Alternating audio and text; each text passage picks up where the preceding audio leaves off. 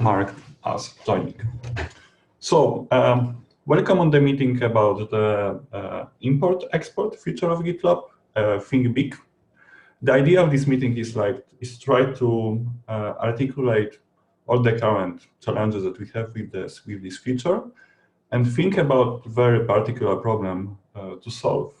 And this problem, as is stated in our doc, is trying to make this process retryable or restartable. The idea behind thinking big is we try to gather the shared knowledge about that feature that is kind of spread across different folks working on this particular code base to better understand the current state of that and how different people receive how this feature is easy to maintain, how resilient is that, and how performant is that. The next question really about that before we get to the problem is this meeting is actually split in 3 sections. The first section I would like us to talk about the deficiencies that we think that we know from the working on that part of the application today. Try to go through these deficiencies and really try to out of these deficiencies identify 3 or 4 collaboratively that we think that they are the most important, the most pressing, the most annoying for us as of today. Because maybe these deficiencies, if we kind of collaboratively agree that these are the most important one, maybe this is the deficiency that we should think on addressing when we try to look at the problem. The next part of this meeting is I would like us to go outside of the box and think, if you would have to start working on this feature from scratch today, how you would, in ideal world, would like this feature to work, completely disconnecting from how it is working today, no boundaries, pick anything, something that is maybe completely dumb, in your perspective, but it's actually maybe a quite clever idea to think about completely different concept, how this problem could be solved. We know that import and export is a feature that has to process a ton of data. It works hours. So maybe it says that it has to be super optimized. It has to be very tuned to this particular case. But then how we maintain the complexity of that.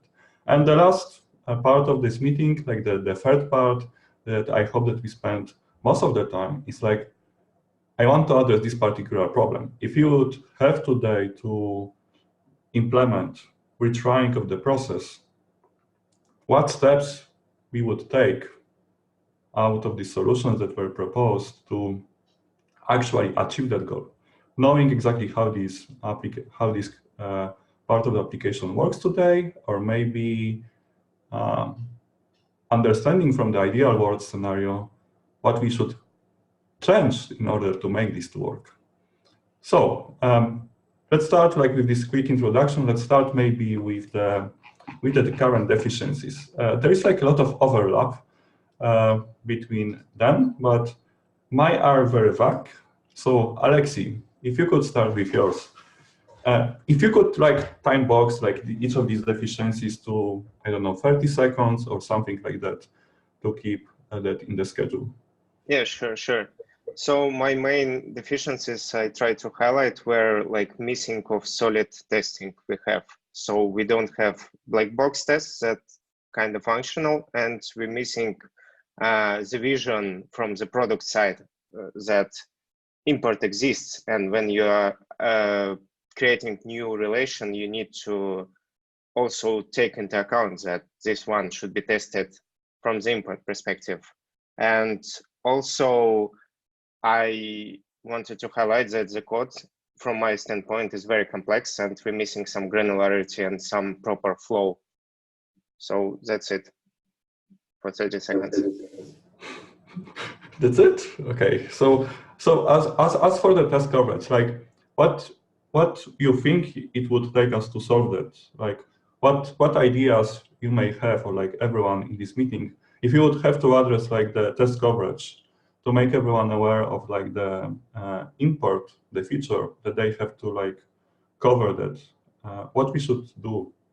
I think that somehow resonates with the idea that we wanted to introduce this importable concern into models.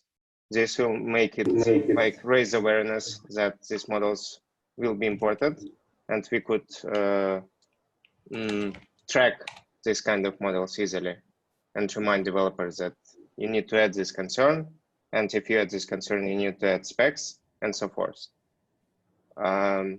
Also, I think we need one black box test that will do completely blind import-export, as Camille proposed some time ago. So it should be it should know as less as possible about the actual relations and should act like proper black box. So like taking JSON, importing it, exporting it, and then comparing JSONs, maybe with some adjustments if they're not completely the same. Matthias, Matthias, any thoughts about that? Because you started looking into this testing today. I actually didn't start working on that story today, but yeah, it's on our list. So we have a story for this already. So I think that's something we're already looking into. I have a couple other things I wanted to add though, because I'm not sure if they're on the radar currently, which is two things around testing specifically. One thing that I find difficult is to have a representative set of projects of like a given, like various given sizes and maybe also different distributions of the data within these projects that kind of represent to a large majority what our customers actually import, out in the wild. And that we can then use for testing. And also the idea being that our team uses these same projects and we don't have to cut our own all the time. I remember during the customer incident, the rapid action import issue that we had, like every single team member would, eventually we shared a couple scripts for this, but we would like constantly roll our own like projects to do performance testing. And it was really hard to compare results because everyone like used their own. Yes, so that was one point. Another point was it's really hard to test these things against a production-like environment before you actually merge your change. That's something I'm being stuck with. Currently, I'm trying to, so I pushed an MR and it's being deployed to a review app. But so far I have failed to upload, like create an import with that review app through the API that we have, or either the API or the web UI. So none of these things work currently. So that makes testing really hard. Yeah, so the other things Alexei already mentioned. I also would like to add that GitLab HQ, from what I've seen, is not being updated.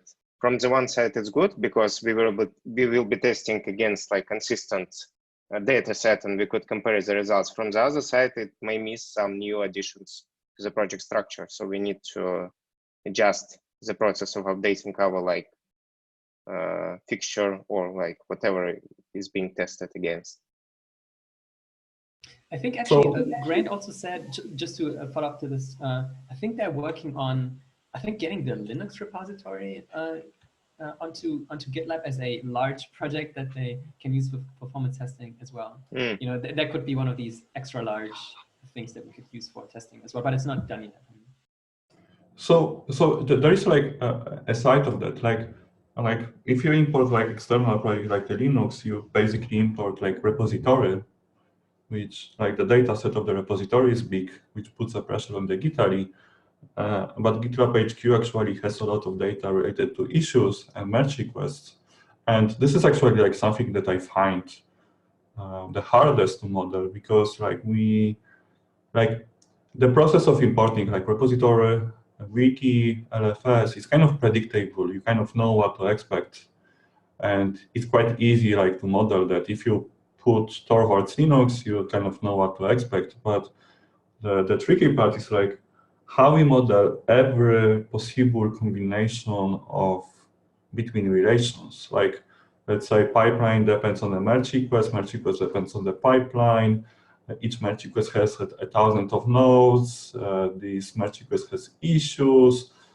some other actual data, like it has related issues assigned.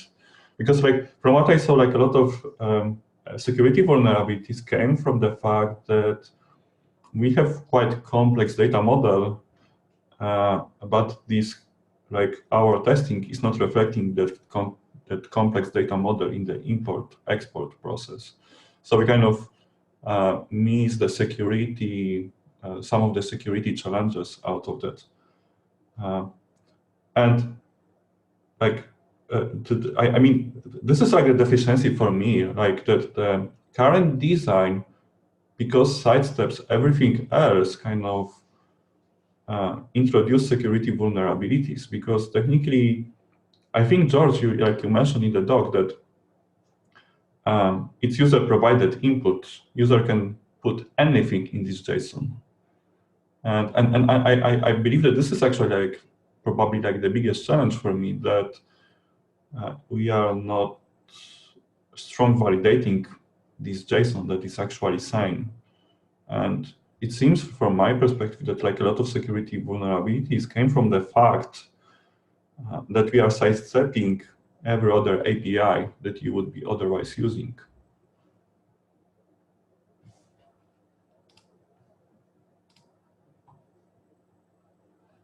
George, any thoughts about the structure of the JSON? Because like you mentioned a few things, like you mentioned about the JSON being convenient to extend and look at, but you also mentioned that like we are accepting user input, basically, unsolicited user input, pretty much. Yes. Yeah, I mean, you probably saw the security vulnerabilities have been popping up every other week. We just, last Friday, I was working on one that just came up, that we kind of get the reports every other week. But I do agree there are some areas. There are some areas that we can start working on immediately, like doing the allow list or whitelist of attributes and validating them as well, as you mentioned, instead of blacklisting, because that's the current approach that we're taking. And with blacklisting, the fact that we also have all the code base is open sourced, you know, it doesn't help either. So people can exactly investigate what is happening when you upload the file. That definitely doesn't help. But one of the approaches that we are going to investigate is how to be more strict in order to introduce the whitelist of attributes per model instead of the blacklist, as well as maybe in-depth validation of each relation. Because right now, what we do is we only clean the top level attribute keys instead of making sure that everything is cleaned deeper in the tree. So yeah. I want to add one thing to this. Feel free to challenge me on this, but just having worked with this for only a few weeks now, I wonder how useful it really is that the project description is in JSON, because JSON is human readable, but like most all of the projects I've worked with, the JSON file is so large, it's essentially unusable. Like if you would open it in a text editor, it would just blow the memory limit. Even JQ is choking on some of these things. Like the customer import we had, it was a 2.5 gigabyte JSON file. It's just not something you can really easily work with. So I'm wondering if this is a lost opportunity for performance optimizations, because there's way more efficient wire formats than JSON.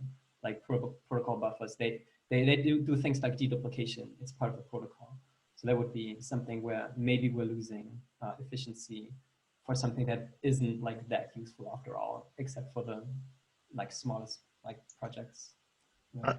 I think that we have to find the middle ground, because the project JSON, the format of it has been very useful in debugging and altering it when something goes wrong, you know, to quickly help out the customer, to get them running, which, you know, reduces the feedback loop.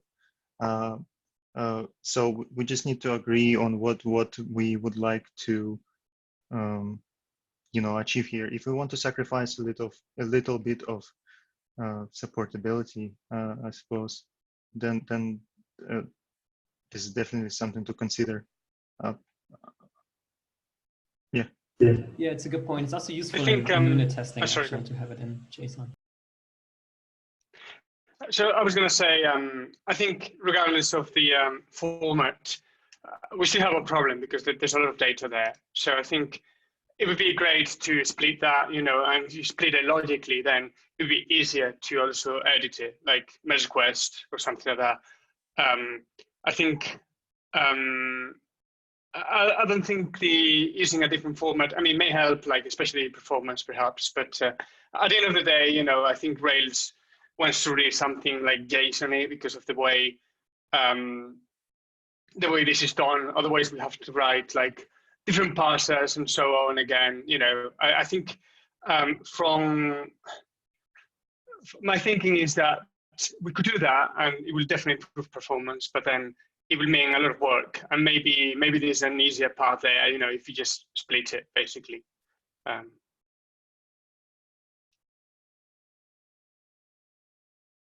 Oh yeah, that maybe. kind of brings up the ND-JSON discussion, right? Just to quickly follow up on this, the idea behind protobuf is that you have an IDL, which is universal, and you generate clients from that IDL. That's how most of these protocols work. Thrift does the same thing. So you don't have to write your own parser. It's generated for you, compiled. And I'm pretty sure there's bindings for Ruby. So I don't think that should be a problem.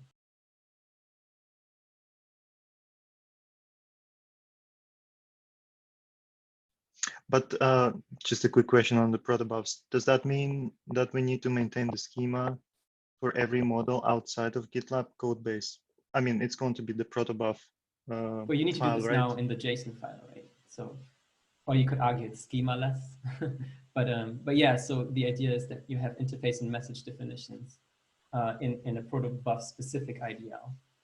So that is something you would have to maintain, but that can be an advantage as well, because currently we have JSON dumps, but we don't even know what they look like, right? That's why we have a bunch of workarounds as well in the importer itself, where we check, oh, is that node present? Do we have to rename that node? That's also not like super pretty and maintainable. Because like today, our schema is like database schema. Like we serialize attributes as they are, as a columns.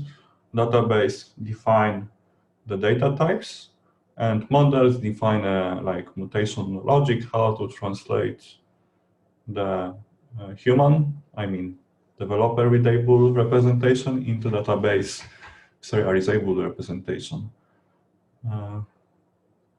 If in case of the protobuf, like you have to have additional schema on site pretty much for each of these objects, and like you then explicitly enumerate what you accept and in what format. It's kind of like very strong validation then really, which kind of would serve as a middle layer to say that everything has to go through this middle layer that performs this strong validation on what is allowed in what version, in what's what, and how it's like constructed. It just puts up more burden because like you have to effectively maintain additional representation of a model that is disconnected from the database schema. Which, George, technically, like today, it's our import-export YML. It's just it's not super structured, but technically, this is exactly what is today. We just have this representation in a YML today. Pretty much, yeah. The relations between different objects. I mean, not precisely the schema to the fields, but yeah, you're right. I mean, I would be totally down to investigate this and maybe do some sort of a proof of concept. And I wonder if we could automate the generation of, let's say, a new model is added by a team in Create. I'm wondering if this is something that we could make sure it's been added at the moment of the merge request, instead of like retroactively trying to maintain all of it and trying to keep up with all the changes that are happening. Currently, we have a spec that fails if YAML is not being adjusted, if a new model created. So I believe this is covered, but Right. No, I'm just wondering in case of protobufs, if this I is see. something that we can do as well. I think it's more about the idea, because like I think like today's model really works like by, as you said, blacklisting. It kind of assumes that all primitive attributes, they are always exported, unless you explicitly say that you don't want this to be exported, or you say that only some specific list of attributes has to be exported. So technically, like from what I saw, a lot of people so far, what they do, they ask to import export spec YML attribute that it got covered, but it gets automatically exported, and this kind of resulted in a few issues already, that like people added ID column to the list of these ignored attributes that get somehow exported, and this resulted in some mismatching of the what is important into database and how it's reflected. James, you wanted to say something, yes? Yeah, so so we do have a few checks. Like we make sure that the at the time of the import, the model contains the attributes, so we can't just put any crap there. It will, when you import anything, it will just go and say, well, get me the list of the model attributes and see if this is one, and if it is one, then you might be able to import it. And then we do have the manual action there, and the spec does mention, if you really think that this needs to be imported, then add it to the list of the things. It's like some sort of whitelist there. That can be imported and exported. Otherwise, add it to the blacklist or something like that. So there's some manual action there, and I wonder if that, because we can detect when something gets started, or a new model or a new column, we definitely detect it, and the spec fails all the time, because there's a manual action there for the developer to do something. And I wonder if this is related to what we talked about the specs before. I wonder if it makes sense to, as part of that, because we know when someone adds something to the import export, I wonder we need to force as well adding a spec or something like that, because we don't do that at the moment. We just say, hey, basically, the spec detects that something is new that needs to be, that can be exported or imported, and then we just say, just let me know, whether you really want to export this or not. That's basically what it's for. But we can extend that check. Yeah, currently we work on a merge request, which will force developers to add a unit test, at least for now, for each relation that's being added into YAML configuration. So it will be covered, at least in the unit spec layer for now. Right. Yeah. I think that's good. And the other thing that is a bit relevant here is that we do have some sort of integration spec where we get we have like project set up with a few issues, a few merge requests, a few notes, and then we export that, and then we get the file, and then we check the file, and then there's another one very similar to the import where we actually have a file, with this integration spec, and then we import the file, and then we check that all the relevant relations are created.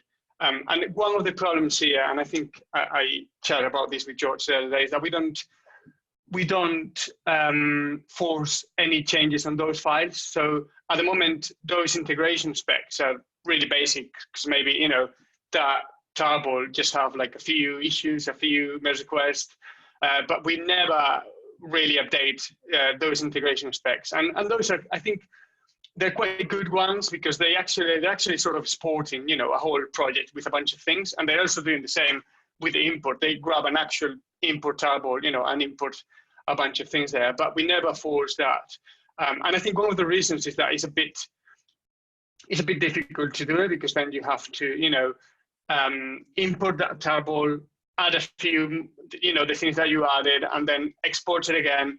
And I wonder if it's possible to make that process a bit easier, then we might be able, to force that, or even make it automatic. I don't know, somehow. Like, we have an example is that we have a rake task to update the version, and and zips the file, does that thing, and then it zips it again, and then it works. So I mean, something like that. And I think that's probably one of the best specs that we have, the integration ones.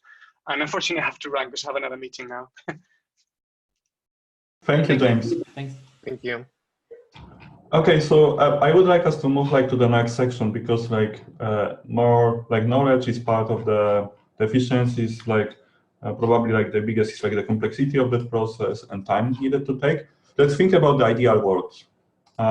Matthias, could you start with yours, because you had something? Yeah, for sure. So this is just kind of in random order, but what I found, because I have been here only for a couple months, so I haven't worked that much with the part of the code base, but I found it difficult to. I think you kind of need to understand this thing in full, right? So there's no small part really you can cut out and then say, okay, I understand this part. It's kind of you have to go down the entire stack of the importer to really understand what's going on. And I think a lot of this is because, actually, I think there's two main reasons for this. One is because there's a lot of improvements, optimizations, and edge cases kind of sprinkled all over the main classes, which are, I think, the project restorer, the relation tree restorer, and relation factory. So you kind of have to go through every single one, every single method on the call stack to find these all, which makes it hard also to debug this stuff. And the other problem is that it acts on the project that's being imported by mutation. So you give it this massive data hash, and then as it processes it, it will override elements in there and swap out elements. And it's really hard when you combine this kind of mutation style with a very deep call hierarchy and object relations to understand what's going on if anything breaks. So I think these are two of the main challenges that I faced when looking at this. So yeah, to that end, my idea was, is there maybe a way to put this more in order, where we have more a pipeline approach, where we first apply all the optimizations upfront to the inputs, then we take the optimized input, whatever format that might be, we feed it into that part which applies all the business logic, and we need to run, whether that's tying together relations or whatever that might be. And in the end, we have a step where we then persist it back to some artifacts that may or may not be the database directly. That's another point I had somewhere further down. But that's kind of my maybe naive view of how I would prefer this to work, kind of like a more sequential pipeline rather than this big tree-like thing. So I wonder, because you mentioned about the sequential steps. It's really sequential, because what I think about the import export is you have a set of steps that you have to execute, but really the only step, the first step that you have to execute is creating and updating a project. But now if you think about every other step, probably there is no really a well-defined order in which they have to be executed. For example, let's think about the importing of the wiki. It's just another step really of the process. Currently, it's modeled as a completely sequential step that is happening before everything else. But now, if you look at, for example, between it's actually very interesting question. Is the ordering of the import execution defined today? What happens if in the JSON we move labels after merge request, or we move merge request before or after issues? Will the project import fail or not? Do we somehow resolve the topological import? What objects needs to be imported first before others? Is it somehow covered, or is it the problem, or is it not happening because we somehow put the correct ordering of the objects that they need to be imported? Now the next question is what happens if you have kind of circular dependency between objects? How it's actually resolved? Is it resolved or is it not resolved? Or like yeah, these are good questions. I don't know what would happen, but one thing I did notice, and why I said there is some sort of dependency already right now, is we store every single relation one by one. And this means that from like an active record validation perspective and database integrity perspective, there are certain things we need to do first currently, right? So we need to, so that's already the case. Like like there needs to be an issue in the database before we're able to insert whatever, like a merge request or something that depends on this issue. But what I'm saying is it's all like we do all of these things per item, right? Once, and then we move on to the next item, do all of these things, and then we move to the next item, do all of these things.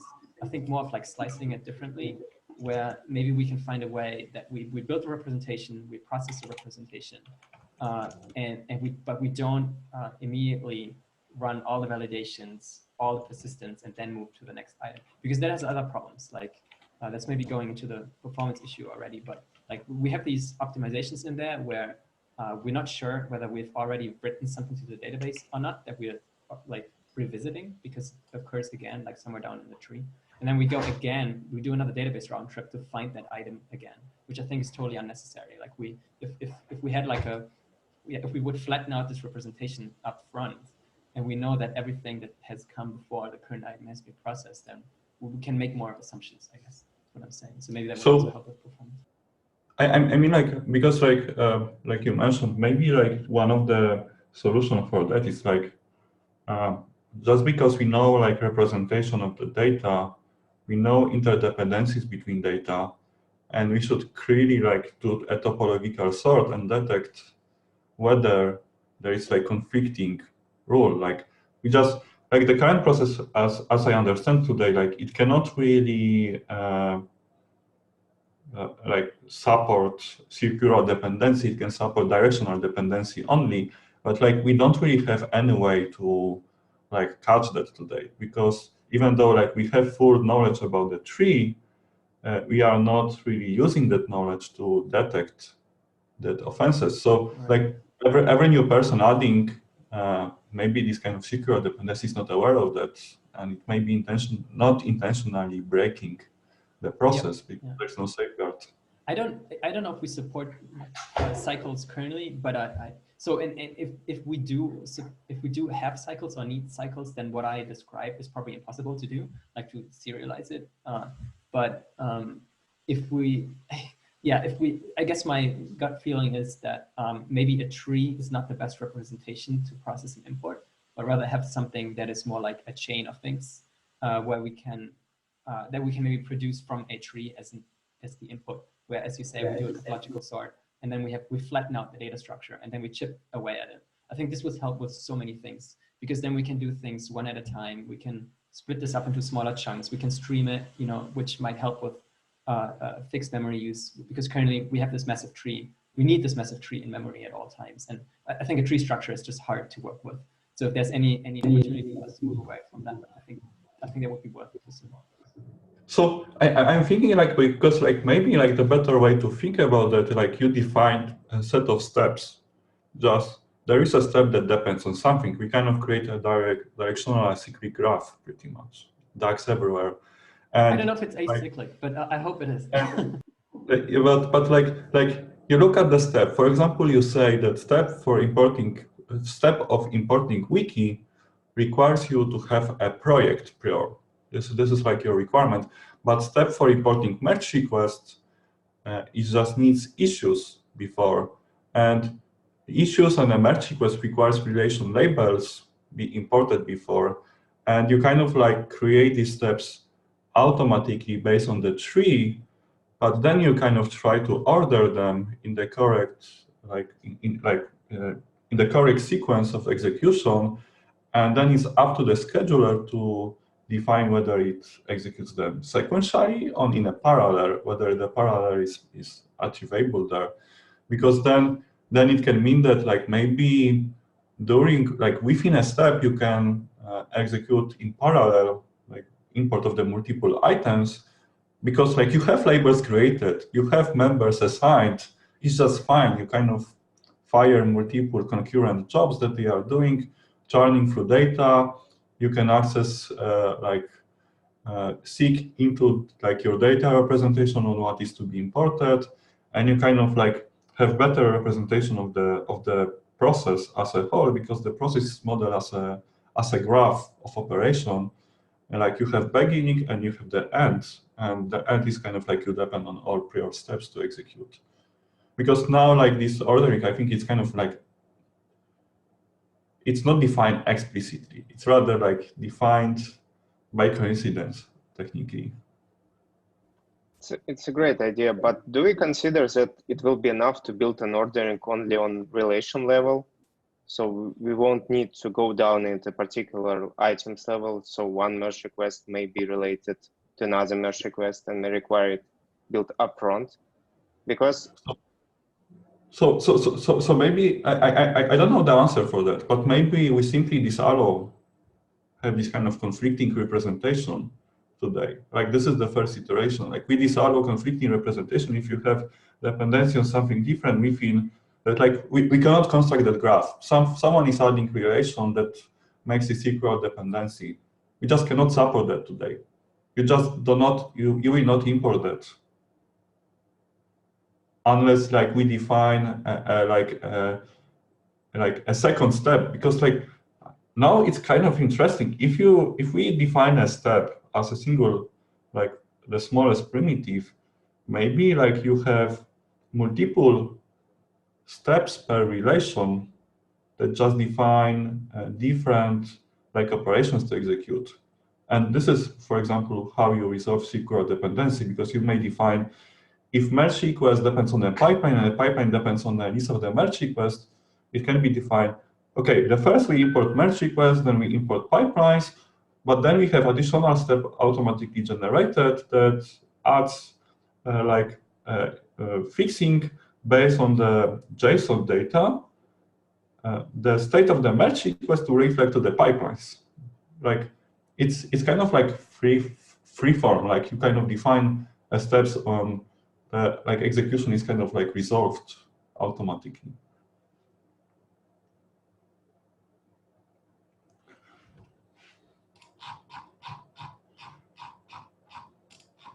So there was like the idea about the API. What do you think about the API? Because like I think like the concept of the API is very similar to Matthias' idea of the protobuf. It doesn't really differ that much. It's like it's more about having some middle layer to say that this is like the valid format. This is like the data that we expect. If it doesn't like, if this data cannot be, because like my idea about the API was like to have some additional layer of the validation of the data. Would it really help if this would be like a separate service, or would it be hard to make it performant?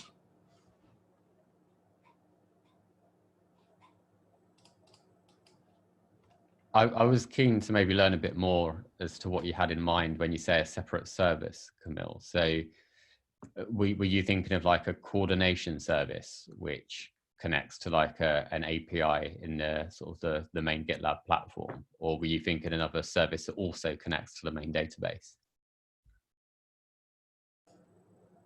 So I'm thinking about like two different ways of like doing that, because like now like everything is like very deep into application, and it's like quite easy to expose the new data, but there is like quite hard to maintain the consistency of the data. What if we would say that like everything that is added to the GitLab has corresponding API right away? So like you add a new feature, this is like requirement that you add the API for that feature, the API that allows you to create and fetch the data. And we just use this API as every other customer would be using to fetch and push the data.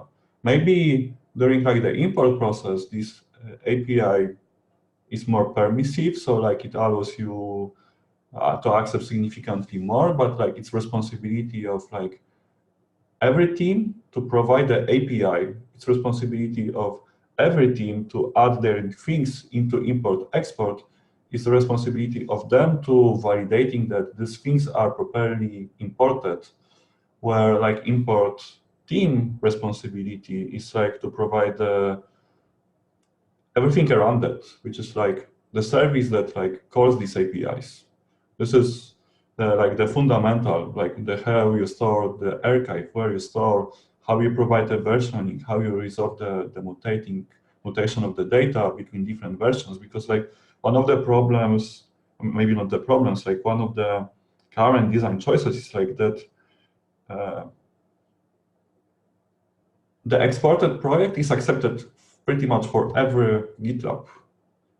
So like it's kind of almost impossible for us to start removing things from the export, because people may still try to import from the newest version to the past version, but like we are not effectively testing it at all. So like someone goes to gitlab.com, exports the project and imports in like in the 11.11, for example, and it's very likely that it's gonna break. And then we have customer going to us saying, hey, my import is not working. What version you're running? 11.11. And we don't really have the solution to solve that because like we allow that, it's not defined like the versioning schema. We don't have any logic in the application to be backward compatible. We are just kind of additively adding new data, but we are very little on removing data, because like we don't have mechanisms that would allow us to safely say that this is the versions that we support. Because currently documentation says that we support up to, I guess, 11.3. This is like the latest version that we kind of support. So there is like multiple sides of that. API, having that as a microservice, would actually allow to have a stronger consistency of the data being accepted, because like API by design could be versioned or could provide this data mutation, but it's also harder to maintain. Like Matthias, like your idea with the protobuf. Protobuf, for example, defines different versions. You can define different versions within protobuf. You can define a fields versions, and protobuf is effectively versioned. You can have multiple versions, and it will be much easier to like to say data between versions. Yeah. At least it's easy to evolve as well. So yeah, protobuf versions on a field level. So for every message, it gets a unique number assigned, basically, that represents the field. That's part of what makes it so compact as well. There's like no identifiers on the wire. So it's a quite simple approach, because they basically say you never reuse a number you've already used in the past. So there's like some care to be taken on the development side as well. It's not like all automatic, but it allows you to do that. Yeah. I wanted to add something though. So I'm totally okay with like the idea of putting this behind an API or several. I think what I would love to see, and I would love to get your thoughts on this, is I think there's too much going on in this like one importer module that we have. I actually haven't looked at the export part that much, but just talking about the importer, there's already so much going on. I personally have been successful doing like making things simpler in the past by just, so I like to think of these things as what can, like, given some input, what is the next like logical output that I can produce, which I can deliver as a separate artifact, right? And one example for this I have is we just worked on this optimization where we shrink the JSON that we feed into the importer, and we again, like, we kind of went for the quick solution, which was to bake this into the existing importer code that runs at runtime. The problem is we don't have a separate artifact that we create, so it all runs as part of the in-memory processing that the importer already does. So this makes it really hard to know what's going on at any point in time, and you cannot verify intermediate artifacts that you produce because they're implicit. They're just generated as the whole import runs, and it's a black box. And there's then all kinds of different approaches. You know, it might be multiple services talking to each other. It might be just a job pipeline where so you have an importer, you have an optimization job that runs before you actually import. The input is the current JSON, the output is a shrunk JSON, which is optimized like deduplicated nodes, for instance, or something. And that might then be in JSON or protobuf or whatever. But I'm kind of trying to think of like what are our inputs and outputs, what are our logical steps to break down this problem so that each part gets simpler as well. And I don't know exactly what all these steps are or what belongs in each particular step necessarily, but I think that is something I would love to see, that we break it down at that level. So let's go to the let's go maybe to the problem, because like we are slowly running out of the time. If you would have to do today making import, let's focus on the import. Let's make import restore table. So like import can like resume from the operation, and let's think about like the steps that would make it somehow possible, and like the steps that would make it like performant, because there are like two sides. Like I believe that we can do something that makes this process restore table, but it's not gonna be super performant. So like we need to think about, if we would want to make this process performant and achieving the goal, what would be like this end goal look like? We can then pick like the iterative way to achieve that end goal. So let's think about how we could achieve that goal in a way that is performant.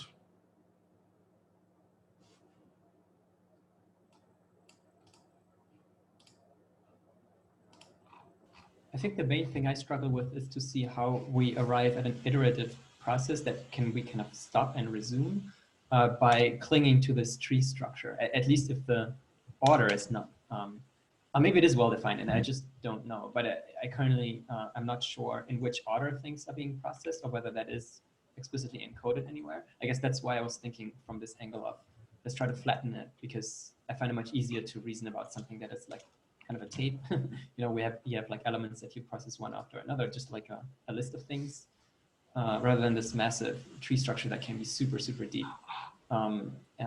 Is that maybe something that we can try to tackle first, that we get to a more like a simple representation of the thing that we need to process? Because then we can have these suspension points or like checkpoints that we can save, and then say, okay, like in this list of things that we need to process, we've gotten this far.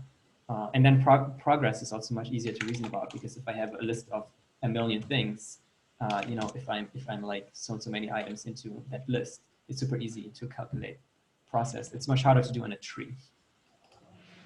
Yeah, I agree. It falls in the same idea Camille mentioned. If we somehow make it possible to like split into separate tasks and schedule them, we could just, since we will have natural ordering, like based on topological sort or something else on top of that, we'll just remember pointer position and could like restart from that position. I wonder though, that might actually make it slower at first. So that's what I'm a bit worried about, because we need to crawl like a 2.5 gigabyte tree, possibly in memory currently. But preparation phase will make it slower, but probably we could benefit from effectively parallelizing stuff, because if we'll have clear topological order, we will be able to like split it in as many instances as possible. Yes, yeah. How about, because like maybe one of the ways to improve performance is like, we know that in the end we want to store each relation separately. Maybe what we should do today, like we get this big JSON as we receive that, and we just split that into separate files in the most efficient way. So like we transfer that big tree JSON into multiple ND-JSON, something that we may be doing something in the future when we solve the problem of the versioning, but we may provide this translative logic today as part of the import process. Maybe it takes like a few seconds, but like we rewrite that big JSON into multiple smaller JSON, and we then like would do exactly what we do with the ND-JSON. I think that's a good idea. I think also, correct me if I'm wrong, but the top level nodes that live like one level into that tree, I think a lot of them do not strictly depend on one another. I mean, labels is one that is clearly a dependency for many other things, but I think the rest of the nodes that live on this first level are probably not super strongly related. Is that fair to say? That's correct, yes. The top level relations can be imported independently. And things like label, there are, you probably saw existing object check and things like that. Those are like a set of models that are special, where instead of creating a new object, you just try to locate one, and if it exists, use it. If it doesn't, create a new one. But yeah, I guess the split would be, if I was to do the split, probably it would be good to do the top level relations, like merge request, labels, issues, and stuff like that. So I would be thinking that like we just get the JSON, we look at the YML and the top level relations, as you said, and like we try to process the JSON in a stream instead of parsing that, and we just rewrite parts of this JSON into separate files, basically creating, and then like as part of our steps, I would actually think about like two approaches. Like first is like doing something that mutates the current JSON into within that directory into multiple anti-JSON, and the second we model clear steps for each relation, and each of these steps then kind of consumes these separate anti-JSONs and just read them line by line.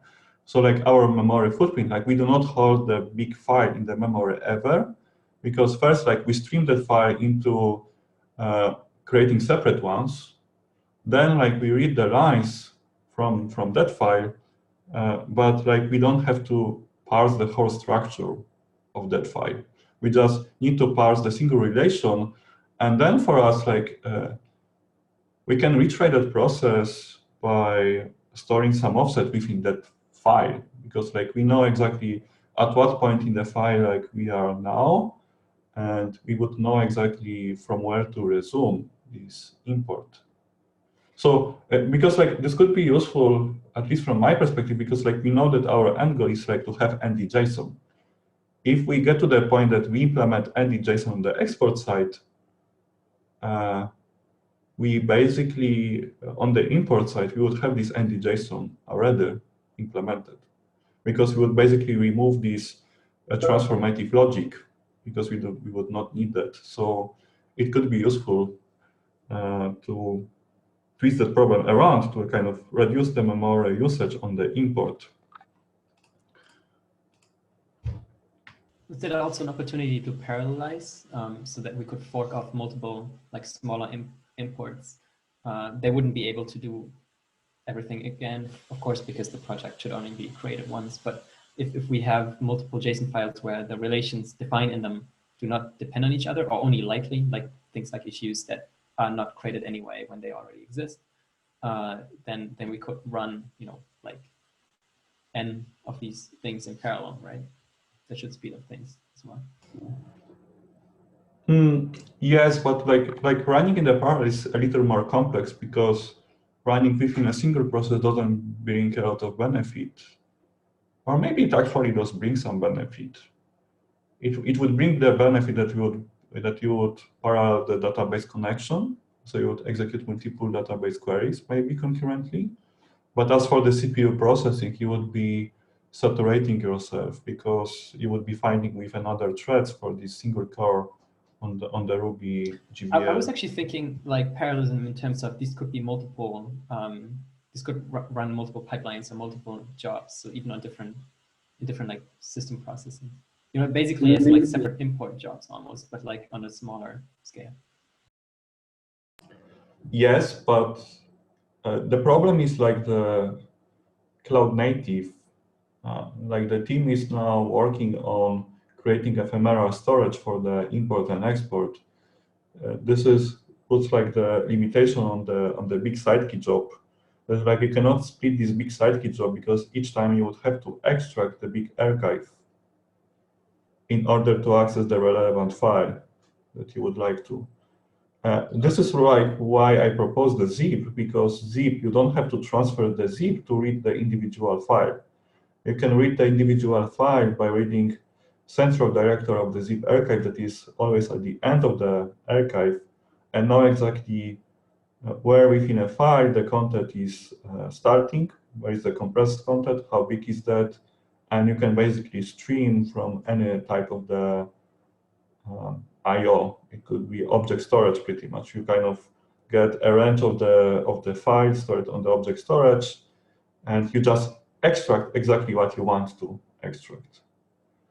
So zip is flexible on that front, that like on the import, you don't really have to store that file. You don't have to transfer that file to disk storage in order to extract that file, in order to consume that file during that process. Because then it kind of makes the side key import process to be allowed to be split across multiple side key nodes, because you don't have the dependency on the like the shared storage anymore for the import. You make it really like 12 factor, because your only dependency is like access to the database and access to the object storage in this case. So unlikely not today. If we ever implement zip, it should be possible.